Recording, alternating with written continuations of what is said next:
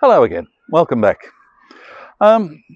This time I want to return to another theme that we've spoken about before, digitisation. But don't turn off just yet. There's some interesting stuff coming along. As you're seeing me here, we've recently put the February issue of HCB to bed, and we have a whole section in the magazine this month on recent developments in digitisation in the chemical supply chain, with examples from all sorts of applications, from IBCs to tank containers to port calls by ships. I get the sense when I talk about this that there are still some people out there who I would call digitisation deniers. One of the things that they say, oh, digitisation is just track and trace with knobs on, or telematics only faster. And indeed, there is an element of that. For instance, one of the stories we had was about tracking IBCs once they get out into the supply chain.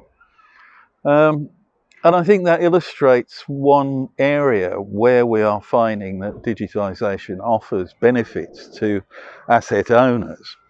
If you've got a container, tank container, an IBC, and it's out there delivering product, you want to know when you can get it back, or indeed where it is. And you can get it back and put it back to work and earn some more money. Similarly, for shippers, the companies that own the contents in those transport assets, they want to know where their stuff is because they want to be able to invoice the receiver when it gets to them.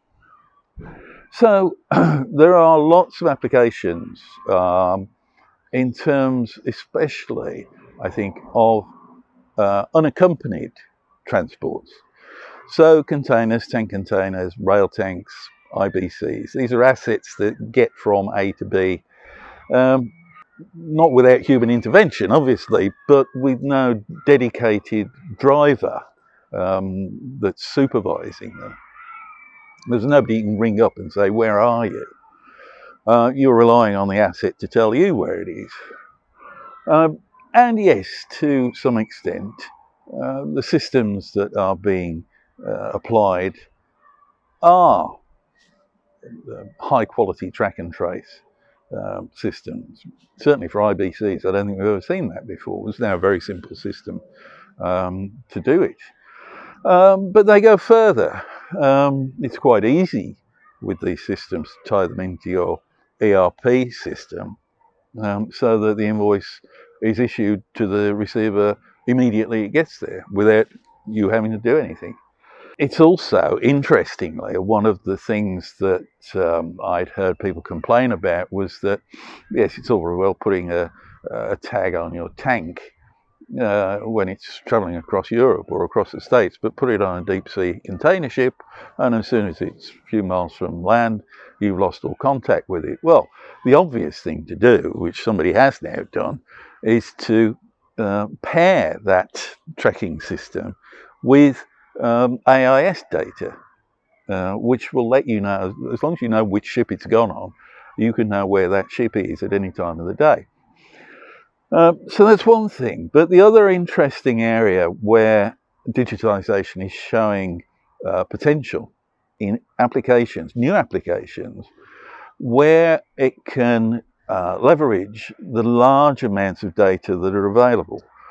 And one of those, where there are already a number of examples, is in terms of port operations. The Port of Antwerp has gone a long way already, and Port of Rotterdam too, because the port community involves a lot of players at various points of the chain. Ship owners, terminal operators, barge operators, ship agents, bunker suppliers. There's a whole list of people. They've all got data. And pulling that data together allows each of those players in the chain to do things more efficiently because they've got a better awareness of what else is going on. Well, the other thing there, of course, is that there is a port authority generally, which is a neutral player whose only interest is in helping its tenants and others doing business within its boundaries to act more efficiently, which is good for all because everybody shares in the benefits. And the more work there is, the more people get employed, which is what, for many port authorities, is one of their reasons for being. So I think we're looking at what's going on. We are still in the very early days of realising the full potential of digitisation in the supply chain.